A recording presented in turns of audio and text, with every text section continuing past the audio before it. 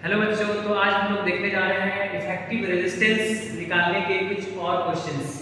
तो यहाँ पे आप देख सकते हैं एक क्वेश्चन यहाँ पे है और ये दूसरा क्वेश्चन है इफेक्टिव रेजिस्टेंस निकालने का, और वहाँ पे एक तीसरा क्वेश्चन है जिसमें आपको इफेक्टिव रेजिस्टेंस के साथ साथ सभी रेजिस्टेंस के अक्रॉस, सभी रेजिस्टेंस के अक्रॉस करंट या वोल्टेज भी निकालने के लिए बोला गया है। तो सबसे पहले हम लोग इस क्वेश्चन को बनाएंगे, इन दोनों क्वेश्चंस को, उसके बाद इसको देखेंगे। तो आप इस सवाल में देखिए, आपको यहाँ पे पता चल रहा है कि कौन सीरीज कॉम्बिनेशन में है, कौन पैरेलल कॉम्बिनेशन में है। First of all you need to identify कि which resistors are in series and which resistors are in parallel. तो हम लोग सीखे हैं कि सीरीज में कैसे होता है, इंट टू इंट जब कनेक्टेड होता है रेजिस्टर्स, तो उसको हम लोग बोलते हैं सीरीज कॉम्बिनेशन में है। और जब इंडिविजुअल रेजिस्टर्स का एक कॉमन पॉइंट पे मिले और जो इंडिविजुअल रेजिस्टर्स का दूसरा एंड किसी दूसरे कॉमन पॉइंट पे मिले, तो उसको हम लोग क्या बोलते हैं, पैरेलल कॉम्बिनेशन। तो यहाँ पे आप देखो टोटल आपका 4 रेजिस्टर लगा हुआ है। तो यदि आप ध्यान से देखो, जब इसको हम सिंप्लीफाई करें तो हमको तो ऐसे ही देख के समझ में आ रहा है कि ये और ये पैरेलल में है और इसका जो इफेक्टिव है वो इसके साथ सीरीज में है, ठीक है। और फिर उसका जो इन दोनों का जो ये जो सीरीज में आएगा उसका जो इफेक्टिव होगा वो इसके साथ पैरेलल में हो जाएगा। लेकिन फॉर योर कन्वीनियंस हम लोग इसको सिंप्लीफाई करेंगे, एक सिंप्लीफाइड डायग्राम बनाएंगे इसका। तो इसका यदि सिंप्लीफाइड डायग्राम बनाया जाए,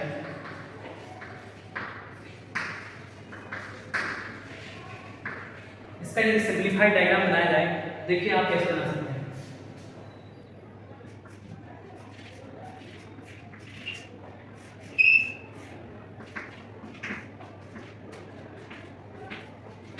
इसी का जब हम लोग सिंप्लीफाइड डायग्राम बनाएं तो इस प्रकार से बना।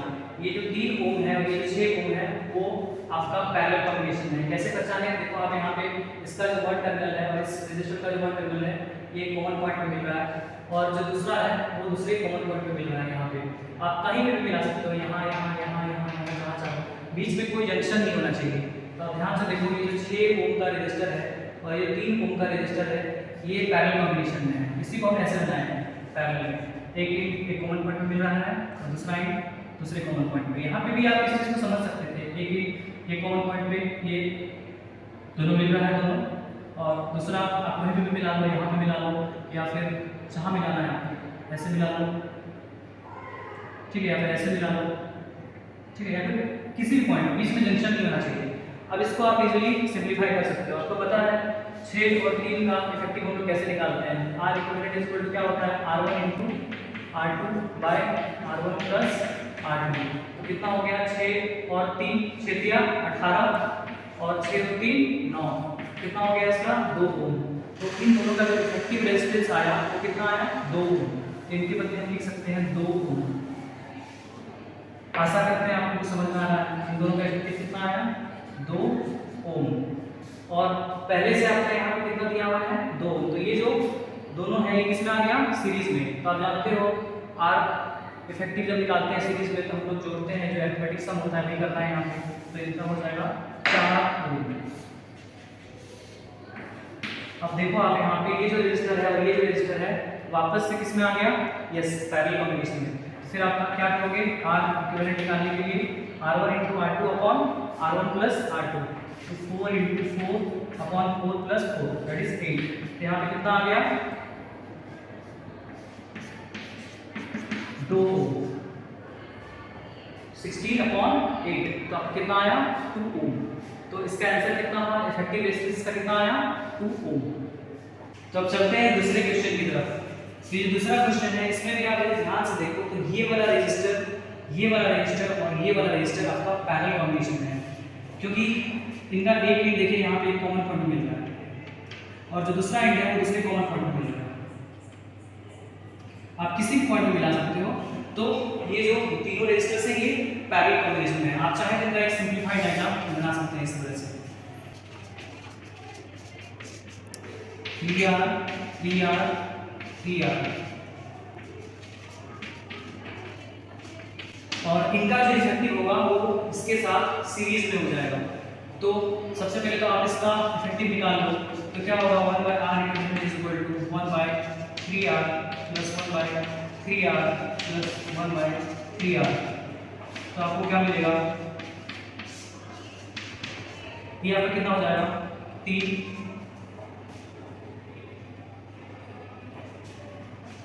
R equivalent is equal to 3R/3। तो फाइनली आपका आंसर मिल रहा है यहाँ पे R। अब ये जो R है ये इसके साथ सीरीज कॉम्बिनेशन में हो जाएगा।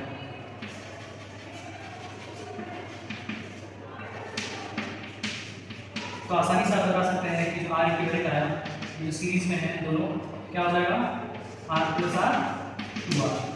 इस तरह से हम लोग पता चल रहा है कि यहाँ पे इसका जो इफेक्टिव रेजिस्टेंस का वैल्यू आएगा बच्चों वो कितना आएगा, यस 2R। तो अब जो नेक्स्ट क्वेश्चन है उसमें आपको पूछा गया है इफेक्टिव रेजिस्टेंस, ठीक है, इन तीनों रेजिस्टेंस का जो रेजिस्टेंस का वैल्यू आएगा वो मतलब इफेक्टिव रेजिस्टेंस कितना आएगा, इक्विवेलेंट रेजिस्टेंस कितना आएगा, और फिर आपको पूछा गया है ईच रेजिस्टेंस के अक्रॉस करंट कितना होगा और वोल्टेज यानी कि पोटेंशियल डिफरेंस आपको पूछा गया है। तो सबसे पहले हम लोग क्या करेंगे, इफेक्टिव रेजिस्टेंस निकालेंगे, चाहे वोल्टेज पहले पूछा गया हो या फिर करंट पहले पूछा गया हो। सबसे पहले आपको क्या करना पड़ेगा, you need to first of all calculate effective resistance that is net resistance.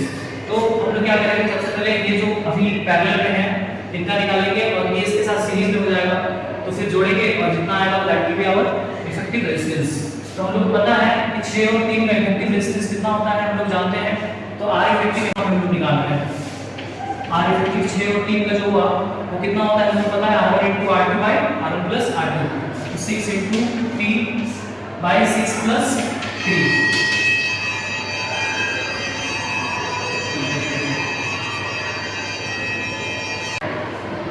तो हो गया 18/9। तो यहाँ हो गया आपका 2 ओम। पहले से हम सॉल्व कर लिए हैं ताकि वीडियो भी ज़्यादा लंबा ना बने और आपका टाइम भी सेव हो सके। तो सबसे पहले यहाँ पे बोला गया है कैलकुलेट इफेक्टिव रेजिस्टेंस।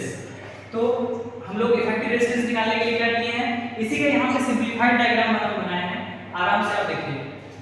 ये जो R1 दिया हुआ है यहाँ पे पहले समझ लीजिए क्वेश्चन को, R1 3 ओम का दिया हुआ है, R2 दिया हुआ है आपका 3 ओम का, और यहाँ पे R3 दिया हुआ है 6 ओम का, मतलब 3 रेजिस्टर टोटल लगा हुआ है, ठीक है। ये दोनों पैरेलल कॉम्बिनेशन में है और ये इसका जो इफेक्टिव होगा वो इसके साथ सीरीज में है, तो उसी को यहाँ बनाया है। इनका जो इफेक्टिव रेजिस्टेंस आया तो 6 ओम और 3 ओम जो आपका है उसका इफेक्टिव रेजिस्टेंस यहाँ पे हम लोग निकाले हैं। तो देखिए यहाँ पे R3 दिया हुआ है 6 ओम, ये वाला रेजिस्टर का रेजिस्टेंस है 6 ओम और इस वाले रेजिस्टर का रेजिस्टेंस है 3 ओम। तो इनका जो इफेक्टिव आया पैरेलल का हम लोग निकालते हैं, तो वो हम लोग का कितना आया है 2 R1 × R2 / R1 + R2 करके हम लोग निकाल रहे हैं 6 और 3 का, तो 2 आया है और इसका जो इफेक्टिव हुआ वो इसके साथ सीरीज में हो गया। तो इसी चीज को यहाँ समझाने के लिए बनाई, कोई अलग डायग्राम नहीं है, इसी चीज को बनाया यहाँ पे। इनका जो इफेक्टिव आया है वो यहाँ पर लिखे हैं 2, ठीक है, और ये वाला 3 ओम R1 जो दिया हुआ है ये रेजिस्टर यहाँ पे बनाया है समझाने के लिए बस कि वो सीरीज में इसके साथ हो जाएगा, ठीक। अब हम लोग को निकालना है कि इफेक्टिव रेजिस्टेंस, तो दोनों को जोड़ दिए हैं, तो जो R इफेक्टिव आया वो सीरीज में जो दोनों है उसका हो जाएगा। तो यहाँ पे लिखे हैं देखिए R इफेक्टिव जो सीरीज में है 3 ओम और 2 ओम, तो कितना हो रहा है 5 ओम, ठीक है। तो ये 5 ओम इफेक्टिव रेजिस्टेंस आया। उसके बाद आपको बी नंबर में बोला है करंट अक्रॉस ईच रेजिस्टर निकालने के लिए। तो करंट निकालने के लिए हम लोग क्या किए, यहाँ पे ओम्स लॉ से जानते हैं V = IR, तो I = V/R हो गया। यहाँ पे R लिखे हैं, R इफेक्टिव है, टोटल जो रेजिस्टेंस आया है नेट रेजिस्टेंस इफेक्टिव रेजिस्टेंस। तो जो कि वोल्टेज दिया हुआ है 10 वोल्ट, बैटरी का जो वोल्टेज पोटेंशियल डिफरेंस दिया हुआ है 10 वोल्ट अपॉन R आया है 5 ओम, तो हम लोग कितना मिला करंट 2 एम्पीयर। मतलब कि इस बैटरी से कितना करंट निकल रहा है, positive terminal of the battery से करंट निकलता है। आप लोग जानते हैं कि current flows from positive terminal of the cell to negative terminal of the cell, और electron flows from negative to positive. वास्तव में इलेक्ट्रॉन का फ्लो ही करंट का फ्लो होता है, लेकिन जो कन्वेंशनल डायरेक्शन है उसको हम लोग मानते हैं। तो जो conventional direction of electric current है वो क्या है, positive terminal of the cell to negative terminal of the cell. तो करंट फ्लो होता है पॉजिटिव से नेगेटिव, तो 2 एम्पीयर यहां से निकल रहा है, यहां से 2 एम्पीयर, ठीक है, यहां पे आपका 2 एम्पीयर। तो आपको जो करंट निकालने के लिए बोला है, तो ये आपको पता चल चुका कि R1 के अक्रॉस जो करंट है वो कितना है 2 एम्पीयर, ठीक है। तो हम लिखे हैं यहाँ पे देखिए current across resistor R1 = 2 ampere. अब यहाँ तक तो 2 एम्पीयर आया, लेकिन यहाँ हम आप जानते हैं कि जो पैरेलल कॉम्बिनेशन होता है उसमें करंट डिवाइड हो जाता है, इसके अक्रॉस कुछ और करंट होगा, इसके अक्रॉस कुछ कुछ और होगा, और I इक्वल टू होता है V अपॉन R। तो हम लोग को वोल्टेज भी नहीं पता है, सबसे पहले हमको वोल्टेज निकालना पड़ेगा, फिर करंट निकलेगा, ठीक है। बट एक चीज आप समझो यहाँ पे कि इन दोनों में जो इफेक्टिव रेजिस्टेंस आया है 2 ओम, उसके अक्रॉस में करंट कितना होगा 2 एम्पीयर, ठीक है। उसके अक्रॉस में करंट कितना होगा 2 एम्पीयर ही होगा, मतलब यहाँ से 2 एम्पीयर निकल रहा है, मेरा बोलने का मतलब है 2 एम्पीयर, इसमें 2 एम्पीयर जा रहा है, और इसके जो इफेक्टिव आया है ना उसके अक्रॉस भी 2 एम्पीयर करंट फ्लो कर रहा है, और बैटरी में से जितना करंट हम लेते हैं उतना ही करंट देना है, तो 2 एम्पीयर करंट यहाँ जाएगा, अंदर घुसेगा बैटरी, ठीक है। तो इसके अक्रॉस भी 2 एम्पीयर है, मतलब इसके इफेक्टिव के अक्रॉस, इसके अक्रॉस नहीं बोलते हैं, इसके इफेक्टिव के अक्रॉस 2 एम्पीयर। तो इससे हम क्या करेंगे, पहले वोल्टेज निकाल लेंगे इफेक्टिव के अक्रॉस। तो यहाँ पे देखिए V इक्वल टू IR करके हम निकाले हैं, करंट कितना जा रहा है इफेक्टिव के अक्रॉस 2, रेजिस्टेंस कितना आया है इनका इफेक्टिव 2 ओम, तो 4 वोल्ट हो गया, मतलब इफेक्टिव के अक्रॉस कितना आया 4 वोल्ट। अब हम लोग जानते हैं कि पैरेलल कॉम्बिनेशन में जो इफेक्टिव का वोल्टेज होता है, इफेक्टिव रेजिस्टेंस का वोल्टेज वही इंडिविजुअल का भी होता है, तो 4 वोल्ट जब इसमें आया तो इंडिविजुअल रेजिस्टेंस का जो वोल्टेज होगा वो भी उतना ही होगा, मतलब इसके अक्रॉस भी 4 वोल्ट हो जाएगा और इसके अक्रॉस भी 4 वोल्ट हो जाएगा। समझ में आया आपको, बोलिए। अब इसके बाद क्या फायदा होगा इससे हमको, 4 वोल्ट निकल गया, जितना इफेक्टिव उतना ही इंडिविजुअल के अक्रॉस, उससे फायदा क्या होगा कि हम लोग आराम से इसके अक्रॉस करंट निकाल लिया और इसके अक्रॉस करंट निकाल लिया, क्योंकि I equal to V upon R होता है। तो देखिए यहाँ पे चूंकि यहाँ पे R2 रेजिस्टर है इसलिए हम करंट का भी नाम दे सकते हैं, I2 नाम दे दिए, और इसके अक्रॉस जो करंट है उसको हम लोग I3 नाम दे दिए, क्योंकि रेजिस्टर का नाम हम लोग क्या दिया है R3, और इसके अक्रॉस भी नाम दे सकते हैं तो इसी तरह से, क्योंकि इसका रेजिस्टर का नाम हम लोग R1 दिए हैं तो बोल सकते हैं, सुविधा के लिए समझ में आएगा इसलिए। तो फिर I equal to V upon R करके निकालना है, V कितना है 4 वोल्ट, R कितना है 3 ओम, 4/3 एम्पीयर करंट हो गया इसके अक्रॉस, और इसके अक्रॉस कितना करंट आया I3 4/6, क्योंकि V कितना है 4 वोल्ट और R कितना है 6 ओम का R3, तो 4/6 सॉल्व किए तो बाय 3 एम्पीयर, ठीक है। तो हम लोग को इसके अक्रॉस में करंट पता चल गया, इसमें वो है आपका 4/3 और इसमें आपका 2/3, और देखिए जब इसको आप जोड़ेंगे वापस से, जब ये करंट यहाँ पे आएगा तो 2 एम्पीयर हो जाएगा, आप जोड़ के देख सकते हैं यहाँ पे 4/3 एम्पीयर इसके अक्रॉस है और इसके अक्रॉस हो रहा है आपका 2/3 एम्पीयर इसके अक्रॉस, तो आप दोनों को जोड़ेंगे तो वापस से आपको 2 एम्पीयर मिलेगा। इसको आप जोड़िए, देखिए यहाँ पे तो 3 और ये आपका हो गया 6, फिर हो गया देखिए 2 आ रहा है, तो आपको ये समझाने के लिए बता रहे हैं कि जो ये करंट वापस से जब मिल रहा है तो यहाँ पे 2 एम्पीयर फिर से हो जा रहा है, यहाँ पे 2 एम्पीयर था, ठीक है।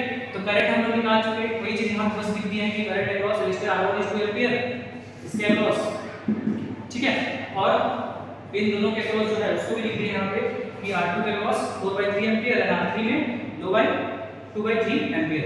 उसके बाद वोल्टेज तो हम लोग निकाल ही चुके हैं, voltage across R1 is 6 volt, ये तो हम लोग निकाल ही चुके हैं यहाँ पे। अच्छा, यहाँ पे आपको बता दे रहे हैं कैसे निकालें, हम जानते हैं आप V इक्वल टू IR होता है, तो I चूंकि कितना है 2 एम्पीयर और R कितना है 3, तो 3 to 6 वोल्ट, तो इसके अक्रॉस वोल्टेज कितना हो गया 6 वोल्ट हो गया।